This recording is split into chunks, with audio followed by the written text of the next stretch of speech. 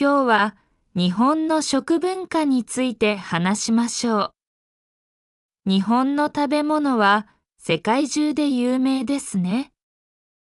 美味しくて見た目も美しいものがたくさんあります。外国の人が日本に来たらまず食べたいと思うのはお寿司かもしれませんね。日本人はご飯をよく食べます。魚や肉、野菜をバランスよく食べるのも日本の食文化の特徴です。そして日本の食べ物は油をあまり使いません。だからヘルシーだと言われることが多いですね。醤油と味噌は日本の料理に欠かせない調味料です。醤油はお刺身や豆腐にかけたり、煮物や炒め物の味付けにも使います。味噌は味噌汁にしたり、肉や魚をつけたりするのにも使います。寿司、ラーメン、天ぷらは特に人気のある料理です。外国の人にもとても人気がありますね。日本に来たらぜひいろいろな種類の寿司やラーメン、天ぷらを食べてみてください。日本人は箸を使って食事をします。食事の前にはいただきます。食事の後にはごちそうさまでしたと言います。これは食事を作ってくれた人や食材への感謝の気持ちを表す言葉です。日本の食文化は本当に魅力的ですね。日本人は生の魚を食べるのが大好きです。昔から生の魚を食べることは日本の大切な文化です。日本は周りを海に囲まれた島国です。そのため、新鮮で美味しい魚がたくさん取れます。日本人は海からの贈り物を大切にして、いろいろな方法で魚を料理してきました。刺身は生の魚を食べる文化の代表です。新鮮な魚を薄く切って、お皿にきれいに盛り付けます。刺身はわさびと醤油、そして生姜と一緒に食べます。わさびはツンとくる辛さで魚の匂みを消し、生姜は体を温めてくれます。刺身以外にも日本人はいろいろな方法で生の魚を食べます。寿司もその一つです。寿司は酢飯の上に生の魚などを乗せた料理です。寿司に使う魚はマグロやサーモン、サバなど様々です。日本人は生の魚を食べることは健康に良いと信じています。生の魚には栄養がたくさん含まれていて、体の抵抗力を高め、病気を予防する効果があると考えられています。ただし、生の魚を食べるときは、新鮮なものを選び、衛生面に注意することが大切です。次は、日本で人気のある食べ物についてお話しましょう。日本には美味しいものがたくさんあります。お寿司や刺身以外にもぜひ食べてほしい料理がたくさんありますよ。ラーメンはとても人気のある麺料理です。ラーメン屋さんというと、カウンター席だけの小さなお店を想像する人もいるかもしれませんが、最近はテーブル席があって、家族連れでも入りやすいラーメン屋さんも増えています。ラーメンの麺は小麦粉で作った麺を熱いスープに入れて食べます。この麺はお店によって太かったり、細かったり、縮れていたり、まっすぐだったり、いろいろな種類があります。スープにもいろいろな種類があります。醤油味のしょっぱいスープ、味噌味の甘いスープ、豚骨味のこってりしたスープなど、どれも美味しいですよ。ラーメンには、チャーシューやメンマ、ネギなどの具材が乗っています。お店によっては、卵や海苔、コーンなどをトッピングすることもできます。寒い冬には、ラーメンを食べて体を温める人が多いです。ラーメンは一年中いつでも食べられますが、特に冬に食べたくなる料理ですね。天ぷらもみんなに愛されている料理です。魚介類や野菜に衣をつけて油で揚げたものです。エビやイカなどの魚介類の天ぷら、かぼちゃやさつまいもなどの野菜の天ぷら、どちらも美味しいですね。天ぷらは外はカリカリ、中はジューシーな食感が楽しめます。揚げたての天ぷらは特に最高です。天ぷらは天つゆという特別なタレにつけて食べます。大根おろしや生姜などの薬味を入れると、さらにさっぱりと食べられます。唐揚げは日本のフライドチキンです。鶏肉に醤油やニンニク、生姜などの調味料で味をつけて油で揚げたものです。甘辛い味付けでご飯が進む味です。お弁当のおかずにもよく入っています。居酒屋でも人気があります。ご飯やサラダと一緒に食べると美味しいですよ。カレーライスも日本でよく食べられています。日本のカレーは他の国のカレーに比べて少し甘めです。いろいろな野菜やお肉を煮込んで作ります。家庭によっていろいろなカレーの作り方があります。暑い夏にはカレーライスを食べる人が多いです。カレーライスは食欲がない時でも食べやすい料理です。その他にもうどん、そば、お好み焼き、たこ焼きなど美味しい料理がたくさんあります。どれもそれぞれに個性的な味を持っています。日本に来たらぜひいろいろな料理に挑戦してみてくださいね。日本ではお正月など特別な日に食べる料理があります。お正月には縁起を担いだ特別な料理がたくさんあります。新しい年が良い年になるようにという願いを込めていろいろな料理を食べるんですよ。おせちはお正月の伝統的な料理です。きれいなお重にいろいろな料理が少しずつ入っています。おせち料理はどれも縁起が良いとされています。例えば、黒豆は豆に健康に過ごせるように、数の子はたくさんの子供に恵まれるようにという願いが込められています。お雑煮はお餅が入ったスープです。お正月の朝に食べます。地域によってお雑煮に入れるお餅の形やスープの味付けが違います。お雑煮のお餅はその年を無事に過ごせるようにという願いが込められています。餅はもち米から作られた食べ物です。餅にはお雑煮に入れたり、焼いて食べたり、あんこで包んだり、いろいろな食べ方があります。お正月には鏡餅をよく食べます。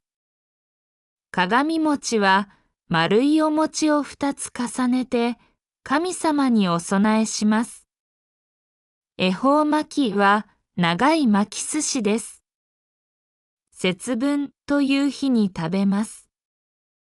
節分は冬と春を分ける日で、悪いものを追い払って福を招き入れる日です。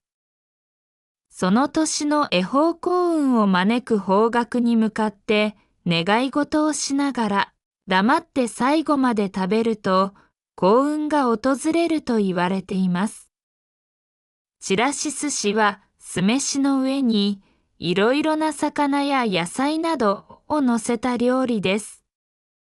ひな祭りという女の子の節句に食べます。ひな祭りは女の子の健やかな成長を願う行事です。ちらし寿司は女の子の成長と幸せを願って食べられています。お正月に食べる料理は美味しいだけでなく、見た目も美しいです。日本の伝統的な文化をよく表していますね。次は日本の調味料についてお話しましょう。日本人はいろいろな調味料を使って料理の味を作ります。調味料は料理をおいしくするだけではありません。体にも良いものがたくさんあるんですよ。醤油はとてもよく使われる調味料です。大豆と小麦と塩から作られています。醤油は塩辛い味がします。お刺身や豆腐にかけたり、煮物や炒め物の味付けにも使います。醤油にはいろいろな種類があります。濃い醤油、薄い醤油、甘い醤油など、料理によって使い分けます。味噌も日本の食卓に欠かせない調味料です。大豆を塩と麹で発酵させて作ります。麹はカビの一種です。味噌は塩辛くて甘くていい香りがします。味噌汁にしたり、肉や魚をつけたりするのにも使います。味噌にもいろいろな種類があります。赤味噌、白味噌、合わせ味噌など、地域や家庭によって使う味噌が違います。みりんは甘いお酒です。もち米から作られています。みりんは甘すぎない優しい甘さです。料理やソースに使います。みりんを使うと料理にツヤが出て美味しくなります。照り焼きチキンや煮物などによく使われます。わさびは辛い調味料です。わさびの根っこから作ります。わさびは鼻にツンとくる辛さです。お寿司や刺身と一緒に食べます。わさびは魚の臭みを消してくれるだけでなく、食欲を増進させる効果もあると言われています。生姜もよく使われる調味料です。生姜は体が温まります。お肉をつけたり、スープに入れたり、タレに使ったりします。生姜は体を温めてお腹の調子を整えてくれます。風邪をひいた時などにも生姜湯を飲むと良いと言われています。この他にも日本人はお酢や砂糖や塩や胡椒などいろいろな調味料を使います。それぞれの調味料にはそれぞれに役割があります。いろいろな調味料を組み合わせることで、日本の料理はより豊かな味わいになるのです。次は、日本の食事のマナーについてお話しましょう。日本人は食事の時に礼儀正しさを大切にします。食事のマナーを知っていると、より楽しく食事ができますよ。食事の前に日本人は手を合わせていただきますと言います。いただきますは食事をいただきますという意味です。これは食事を作ってくれた人や食材、そして食事ができることへの感謝の気持ちを表す言葉です。食事が終わったらごちそうさまでしたと言います。ごちそうさまでしたは食事をありがとうございましたという意味です。日本人は箸を使って食事をします。箸の使い方にもいくつかマナーがあります。箸をご飯に刺してはいけません。これはお葬式を連想させるため縁起が悪いとされています。また、箸から箸へ食べ物を渡すのもよくありません。これもお葬式の習慣を連想させるからです。箸を使わないときは、箸置きに箸を置きましょう。箸置きがない場合は、箸袋を折って箸置きにすることもできます。自分の箸で他の人に食べ物を取ってはいけません。直接箸で食べ物を渡すのは失礼にあたります。取り箸を使いましょう。食事中に話をするのはあまりよくありません。これは食べ物を口に入れたまま話すと失礼にあたるからです。お茶碗のご飯は残さず食べましょう。ご飯を残すのはよくありません。お茶碗は手で持ち上げて口に近づけて食べましょう。スープを飲むときはお茶碗を手に持って直接飲みます。音を立ててスープを飲むのはやめましょう。日本では音を立てて食べるのは行儀が悪いとされています。ただし、麺類を食べるときは少し音を立てても構いません。美味しそうに食べているという意味になります。日本人は料理の盛り付け方を大切にします。料理は小さくてかわいいお皿にきれいに盛り付けられています。それぞれに自分の料理が用意されています。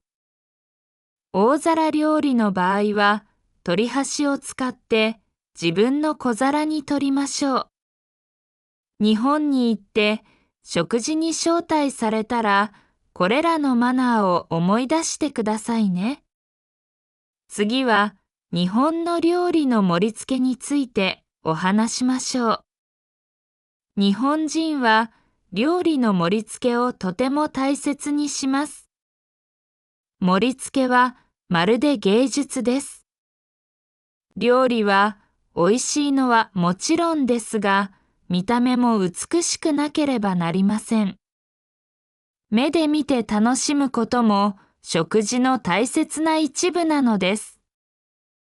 日本人は小さくてかわいいお皿をよく使います。料理はそれぞれ別々のお皿に盛り付けます。お皿にはいろいろな色や形があります。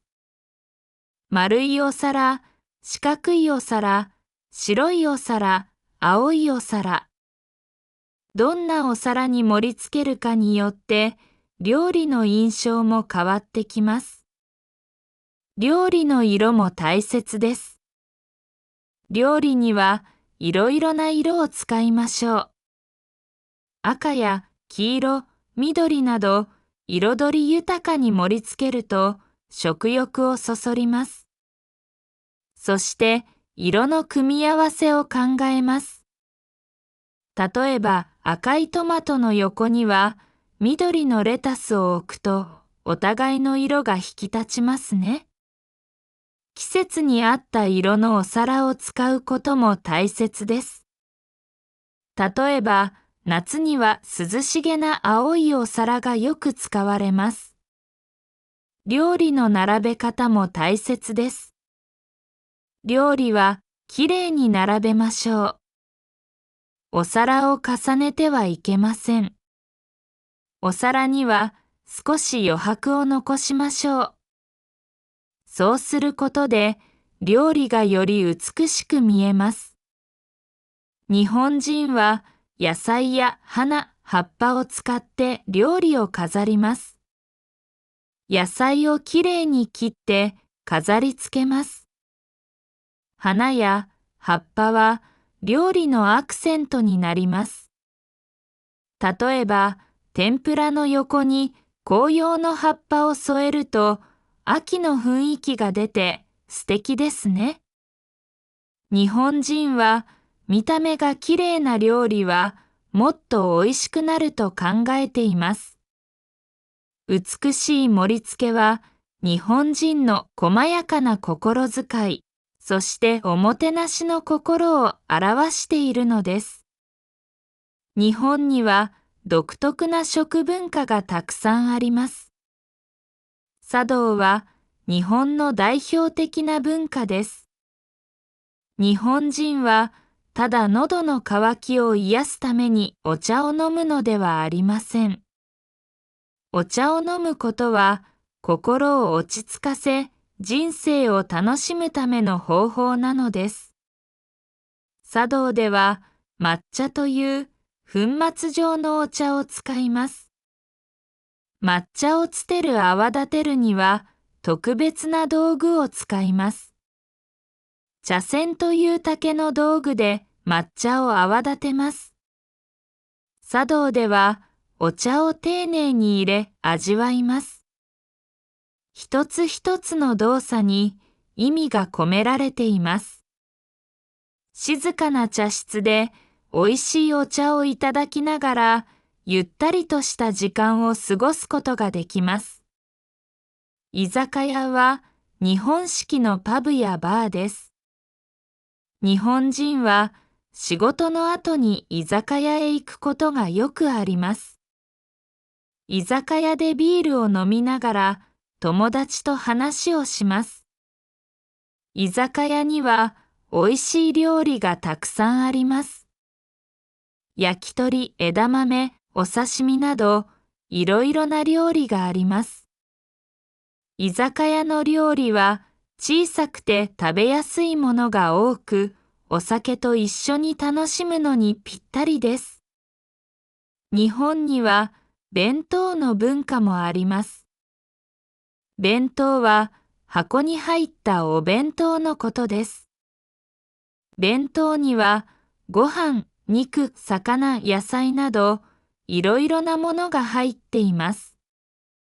彩り豊かで見た目もきれいに作られています。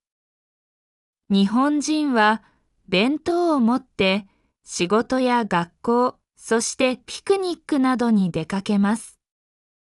手作りのお弁当は愛情がこもっていて温かい気持ちになりますね。お土産は旅先で買って帰る贈り物のことです。旅行に行くと日本人は友達や家族にお土産を買って帰ります。お土産にはお菓子やお茶、お酒などが選ばれます。その土地ならではの特別なものが喜ばれます。お土産を渡すことで旅の思い出を分かち合うことができます。これらの食文化は日本人の繊細な心や独特な感性を表しています。最後に日本の生活における食の役割についてお話しましょう。日本では食はとても大切なものです。ただお腹を満たすためだけではありません。日本の文化や精神と深く関わっているのです。日本人は家族みんなで一緒に食事をすることを大切にします。食卓を囲んでご飯を食べながらいろいろな話をするのは家族の絆を深める大切な時間です。今日は学校でどんなことがあったの？明日はどんなお弁当にしようか？そんな他愛もない会話が家族の温かい雰囲気を作ってくれます。友達と食事に行くことも大好きです。誘い合って外食をするのは楽しい時間です。食事は人と人とのつながりを育む良い機会です。おいしいものを一緒に食べながら楽しい時間を共有することで友情がより深まります。日本の料理は見た目も美しく盛り付けられます。おいしい料理は見た目も美しくなければならないという考えがあります。日本人は目で見て楽しみ味わって食べるのです。器や盛り付け方にも工夫が凝らされています。日本の食卓は季節によって変わります。春にはタケノコや菜の花など新鮮な野菜を使った料理。夏にはそうめんや冷ややっこなど涼しげな料理。秋にはサンマや鮭などおいしい魚介類を使った料理。冬にはお鍋やおでん、シチューなど温かい料理が並びます。旬の食材を味わうことで季節の移り変わりを感じることができます。日本の行事には特別な料理がつきものです。お正月にはおせち料理。ひな祭りにはちらし寿司。それぞれの行事に合わせた特別な料理があります。お正月の料理には縁起を担いで幸運を願う意味が込められています。家族や親戚が集まって特別な料理を囲むことで絆がより一層深まります。このように食は日本の生活に欠かせないものです。食を通して家族や友達との絆を深めたり、季節を感じたり、日本の文化に触れたりすることができます。食を通して人生はより豊かで、より意味のあるものになるのです。日本の食べ物は本当にバラエティ豊かですね。それぞれの料理に個性的な味と日本の文化が込められています。手の込んだお寿司や刺身からシンプルなおにぎりやラーメンまで、どれも日本の食文化を彩る大切な一部です。今回のビデオで日本の食文化について少しでも知っていただけたら嬉しいです。日本に来る機会があったら、ぜひいろいろな料理を味わってみてください。そして日本の文化をもっと深く体験してくださいね。動画をご覧いただきありがとうございます。いいボタンとチャンネル登録していただければ、また動画を作っていきます。また、日本食についてのご意見をコメント欄にご記入ください。今日は日本の食文化について話しましょう。日本の食べ物は世界中で有名ですね。美味しくて見た目も美しいものがたくさんあります。外国の人が日本に来たら、まず食べたいと思うのはお寿司かもしれませんね。日本人はご飯をよく食べます。魚や肉、野菜をバランスよく食べるのも日本の食文化の特徴です。そして日本の食べ物は油をあまり使いません。だからヘルシーだと言われることが多いですね。醤油と味噌は日本の料理に欠かせない調味料です。醤油はお刺身や豆腐にかけたり、煮物や炒め物の味付けにも使います。味噌は味噌汁にしたり、肉や魚をつけたりするのにも使います。寿司、ラーメン、天ぷらは特に人気のある料理です。外国の人にもとても人気がありますね。日本に来たらぜひいろいろな種類の寿司やラーメン、天ぷらを食べてみてください。日本人は箸を使って食事をします。食事の前にはいただきます。食事の後にはごちそうさまでしたと言います。これは食事を作ってくれた人や食材への感謝の気持ちを表す言葉です。日本の食文化は本当に魅力的ですね。日本人は生の魚を食べるのが大好きです。昔から生の魚を食べることは日本の大切な文化です。日本は周りを海に囲まれた島国です。そのため、新鮮で美味しい魚がたくさん取れます。日本人は海からの贈り物を大切にして、いろいろな方法で魚を料理してきました。刺身は生の魚を食べる文化の代表です。新鮮な魚を薄く切ってお皿にきれいに盛り付けます。刺身はわさびと醤油、そして生姜と一緒に食べます。わさびはツンとくる辛さで魚の匂みを消し、生姜は体を温めてくれます。刺身以外にも日本人はいろいろな方法で生の魚を食べます。寿司もその一つです。寿司は酢飯の上に生の魚などを乗せた料理です。寿司に使う魚はマグロやサーモン、サバなど様々です。日本人は生の魚を食べることは健康に良いと信じています。生の魚には栄養がたくさん含まれていて、体の抵抗力を高め、病気を予防する効果があると考えられています。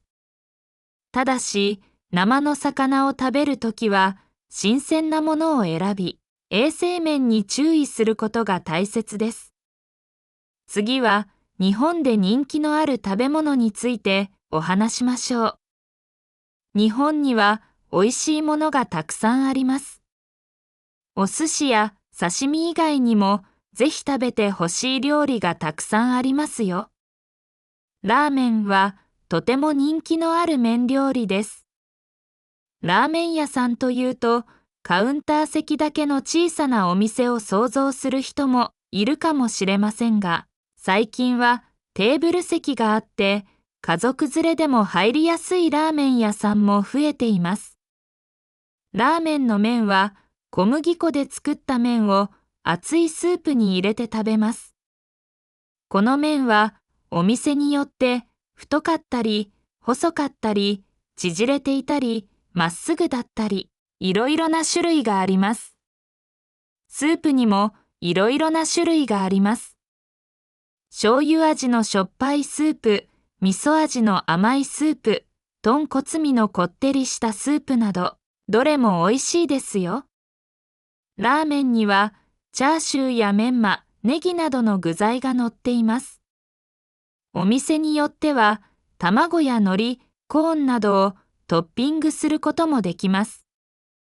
寒い冬には、ラーメンを食べて体を温める人が多いです。ラーメンは一年中いつでも食べられますが、特に冬に食べたくなる料理ですね。天ぷらもみんなに愛されている料理です。魚介類や野菜に衣をつけて油で揚げたものです。エビやイカなどの魚介類の天ぷら、かぼちゃやさつまいもなどの野菜の天ぷら、どちらも美味しいですね。天ぷらは外はカリカリ、中はジューシーな食感が楽しめます。揚げたての天ぷらは特に最高です。天ぷらは天つゆという特別なタレにつけて食べます。大根おろしや生姜などの薬味を入れると、さらにさっぱりと食べられます。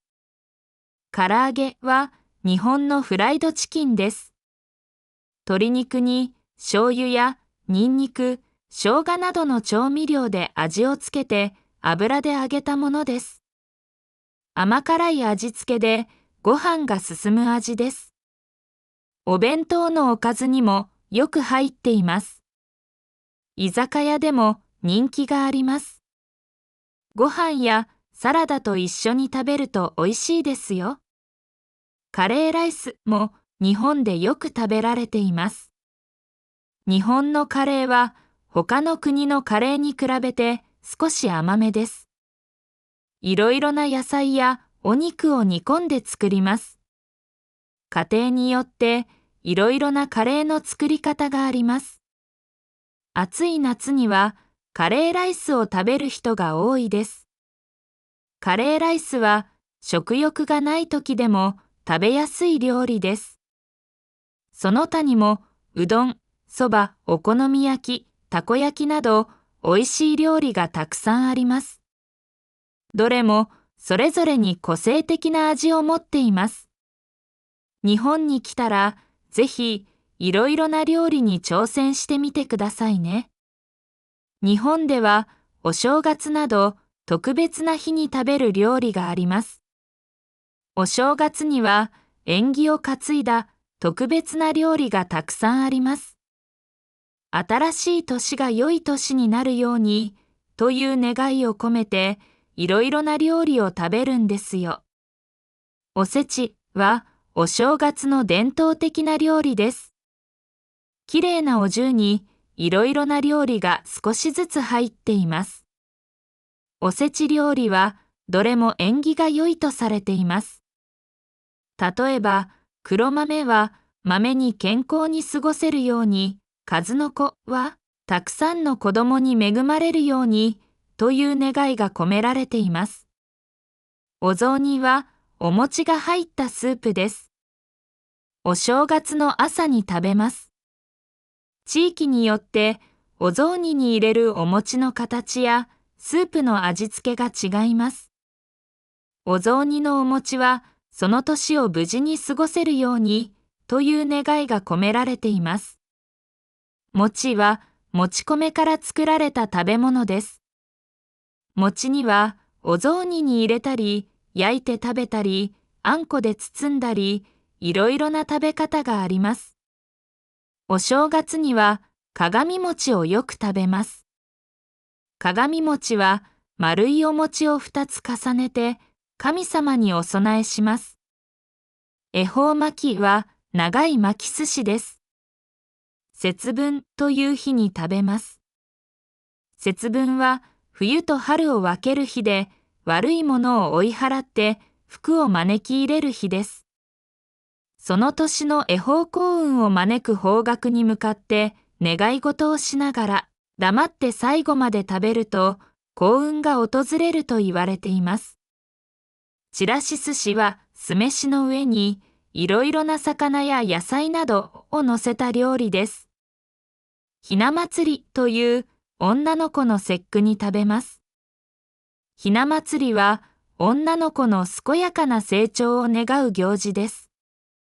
ちらし寿司は女の子の成長と幸せを願って食べられています。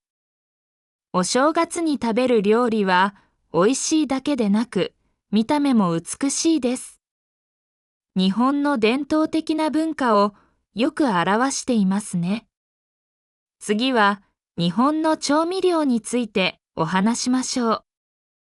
日本人はいろいろな調味料を使って料理の味を作ります。調味料は料理を美味しくするだけではありません。体にも良いものがたくさんあるんですよ。醤油はとてもよく使われる調味料です。大豆と小麦と塩から作られています。醤油は塩辛い味がします。お刺身や豆腐にかけたり、煮物や炒め物の味付けにも使います。醤油にはいろいろな種類があります。濃い醤油、薄い醤油、甘い醤油など料理によって使い分けます。味噌も日本の食卓に欠かせない調味料です。大豆を塩と麹で発酵させて作ります。麹はカビの一種です。味噌は塩辛くて甘くていい香りがします。味噌汁にしたり、肉や魚をつけたりするのにも使います。味噌にもいろいろな種類があります。赤味噌、白味噌、合わせ味噌など、地域や家庭によって使う味噌が違います。みりんは甘いお酒です。もち米から作られています。みりんは甘すぎない優しい甘さです。料理やソースに使います。みりんを使うと料理にツヤが出て美味しくなります。照り焼きチキンや煮物などによく使われます。わさびは辛い調味料です。わさびの根っこから作ります。わさびは鼻にツンとくる辛さです。お寿司や刺身と一緒に食べます。わさびは魚の臭みを消してくれるだけでなく、食欲を増進させる効果もあると言われています。生姜もよく使われる調味料です。生姜は体が温まります。お肉をつけたり、スープに入れたり、タレに使ったりします。生姜は体を温めてお腹の調子を整えてくれます。風邪をひいた時などにも生姜湯を飲むと良いと言われています。この他にも日本人はお酢や砂糖や塩や胡椒などいろいろな調味料を使います。それぞれの調味料にはそれぞれに役割があります。いろいろな調味料を組み合わせることで日本の料理はより豊かな味わいになるのです。次は日本の食事のマナーについてお話しましょう。日本人は食事の時に礼儀正しさを大切にします。食事のマナーを知っていると、より楽しく食事ができますよ。食事の前に日本人は手を合わせていただきますと言います。いただきますは食事をいただきますという意味です。これは食事を作ってくれた人や食材、そして食事ができることへの感謝の気持ちを表す言葉です。食事が終わったら、ごちそうさまでしたと言います。ごちそうさまでしたは、食事をありがとうございましたという意味です。日本人は箸を使って食事をします。箸の使い方にもいくつかマナーがあります。箸をご飯に刺してはいけません。これはお葬式を連想させるため縁起が悪いとされています。また、箸から箸へ食べ物を渡すのもよくありません。これもお葬式の習慣を連想させるからです。箸を使わないときは、箸置きに箸を置きましょう。箸置きがない場合は、箸袋を折って箸置きにすることもできます。自分の箸で他の人に食べ物を取ってはいけません。直接箸で食べ物を渡すのは失礼にあたります。取り箸を使いましょう。食事中に話をするのはあまりよくありません。これは食べ物を口に入れたまま話すと失礼にあたるからです。お茶碗のご飯は残さず食べましょう。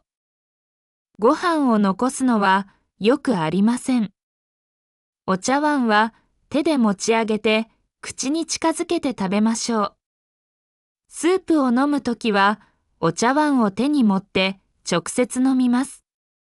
音を立ててスープを飲むのはやめましょう。日本では音を立てて食べるのは行儀が悪いとされています。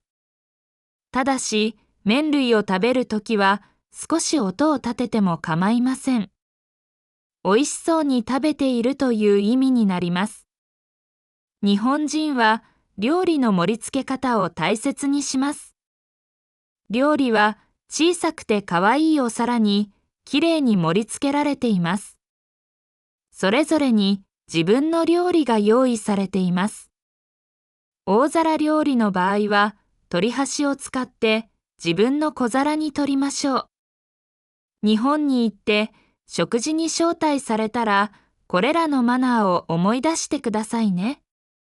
次は日本の料理の盛り付けについてお話しましょう。日本人は料理の盛り付けをとても大切にします。盛り付けはまるで芸術です。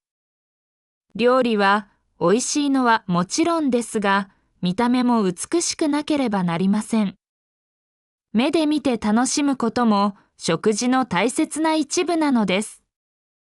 日本人は小さくてかわいいお皿をよく使います。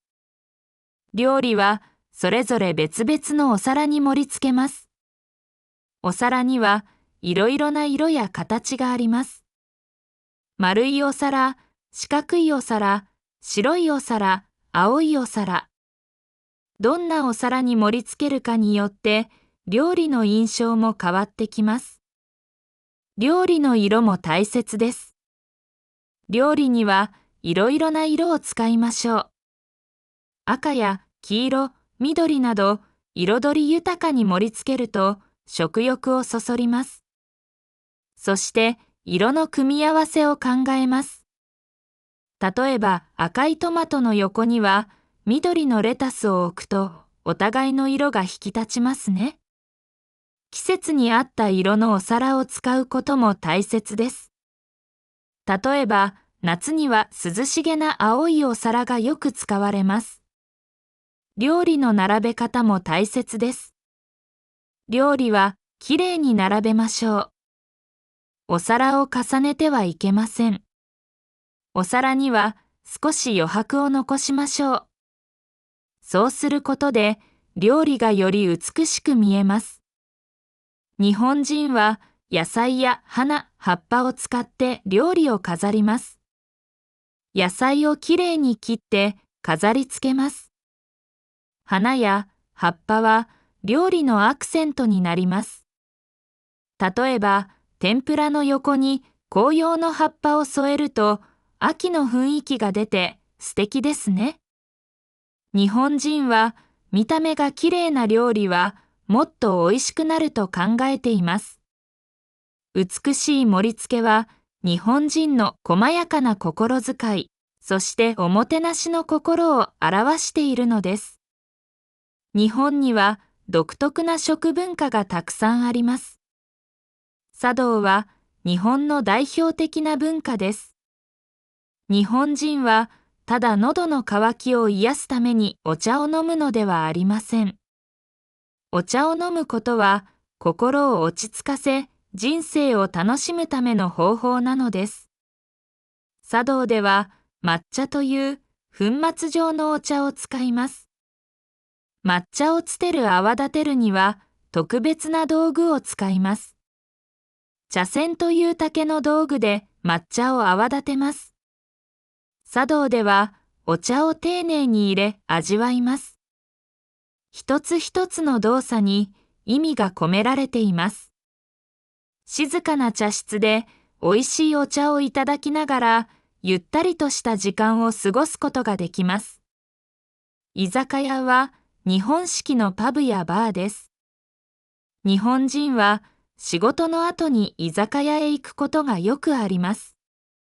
居酒屋でビールを飲みながら友達と話をします。居酒屋には美味しい料理がたくさんあります。